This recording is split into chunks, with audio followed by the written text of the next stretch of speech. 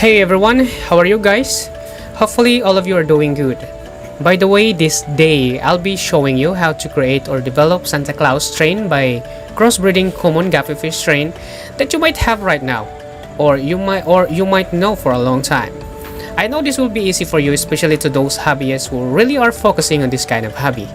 But before anything else guys, I just want to shout out our fellow hobbyists here. So shout out to Benjo from Tagaytay City, Reginald Ambe from Calbayog, Samar, Rubin Daryl Sehera from Team Uzog, Kalibo Aklan, should I say? Crowntail Hapmon, Vance Abela, Fritz Zay Nikai, Carl Ambuhot, and Michael Factularin. And of course, a special mention to Mano Jan for always giving time and watching always our newly released video. Shout out to you, brother.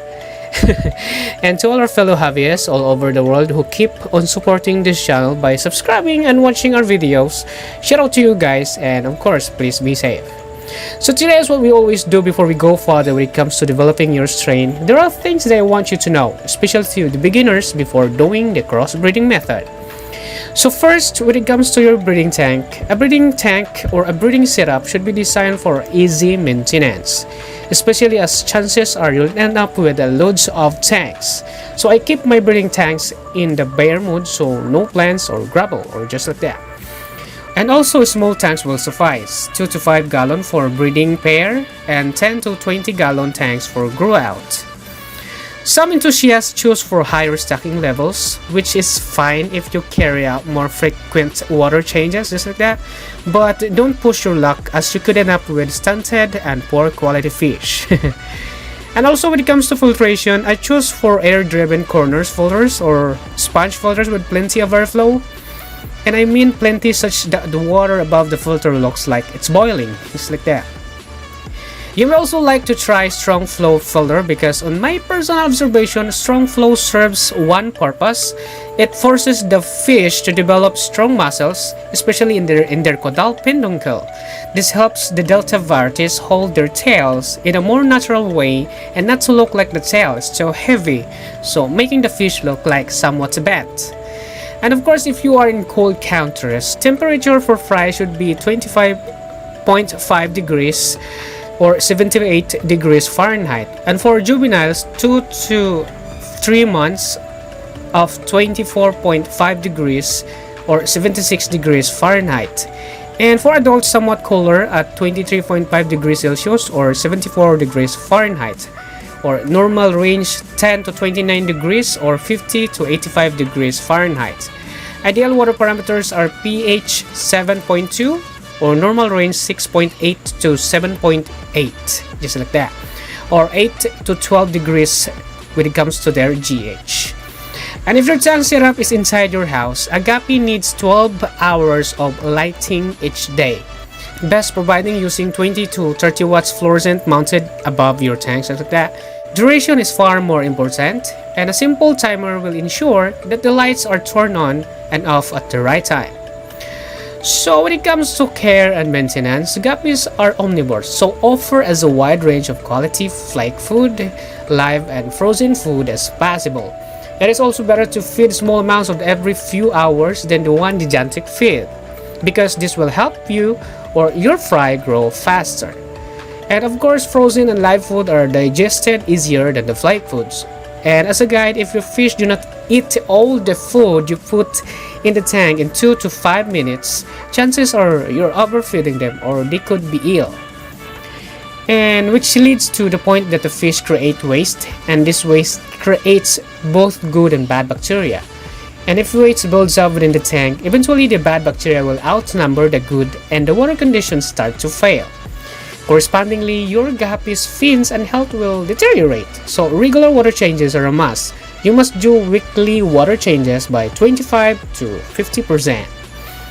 And of course, let's go to knowing your strain. Before you attempt to breed guppies, you need to understand the characteristics of your chosen strain first. The first step is to note all the characteristics of your stock. For instance, does the color have a uniform look, or is it more intense in specific areas? Or what about their fin shapes? Find out what the ideal shape should be. Obviously, if you have a specific goal like what we're going to develop right now, for example, HB red tail, this makes it easier to organize your tank space and select the fish you intend to keep out of each litter. For example, as much red tail with white combination in the body or even particular dorsal or caudal shape. And also never ever keep just the one pair of breeders, because sometimes disease happens no matter how careful you are, and you do not want to put those years of hard work in jeopardy by losing just 2 fish.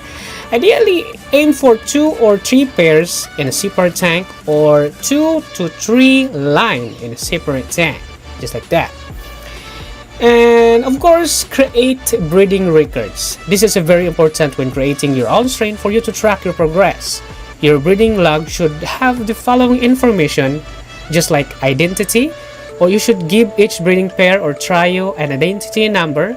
So your first pair is, for example, number 1, or your second number 2, and so on. This allows you to trace the lineage and any crosses that have been made. And also you need to record their sex, color or strain, or their generation. Start with P for parentage, followed by F1, F2, etc. and so on. When it comes to crosses, are the fish being bred brother to sister, or siblings, or parents to daughter, or son, or backcross, or to a genetically related strain outcross, just like that? Or you should record also their parents or DOB, just like date letter was dropped and other important notes. And also outcrossing. This refers to the mating of 2 unrelated guppies, while inbreeding reduces the variation of your offspring, and line breeding helps keep your gene pool intact. And outcrossing corrects or adds a gene to your strain, as what we're going to do now. For example, you may want to get a bigger dorsal fin, or improve the color, or rectify a defect in the caudal fin. Or you may even want to create a totally new strain, so outcrossing is the best for that, and that's what we're going to use when developing Santa Claus strain.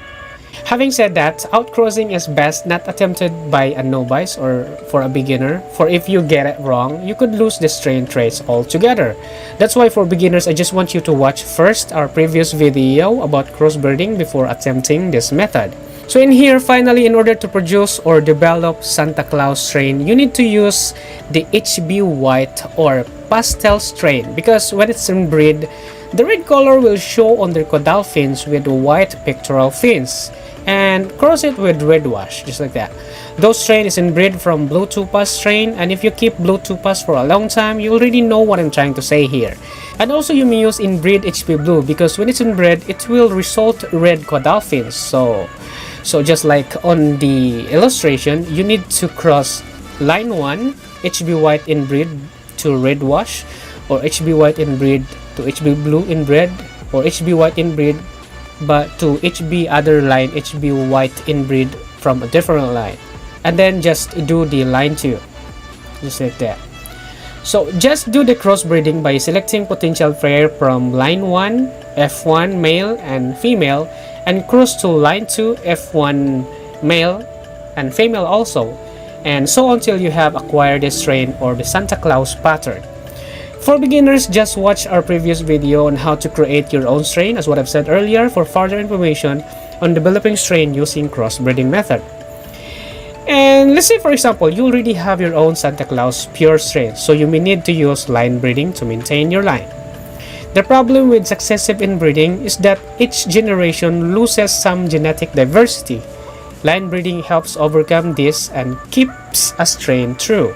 Basically, it combines inbreeding with a crossing from a related line every few generations, ensuring healthy guppies for years. So the most common method is to break your strain into 2 lines for inbreeding. Then after 3 generations, cross the lines. And here are simple illustration on line breeding method. So cross line 1, F2 female, and with line 2, F2 male, and line 2, F2 female with line 2, F2 male. Guppies are typically 2.5 to 3 months old before they can breed. So to repeat the illustration for 3 generations would take about 9 months before your first cross. Also, the more lines you run, the more diversified your gene pool will be. just like that. So hope you get that. So that's it. So thank you guys for watching this video. Hopefully this helps you not too afraid on experimenting or outcrossing your beautiful guppies to produce your own strain. Just make sure to follow our guide. And of course, if you like this video, please guys give us a thumbs up and subscribe to our channel to get updated on our upcoming videos like this one. And of course, if you have any questions, clarifications regarding to our video, just send your message at the comment section below or follow us on our FB page at happytv.ph, and I'll do my best to answer all of your questions there. So thank you very much guys, and stay safe everyone. To God be the glory. Bye bye.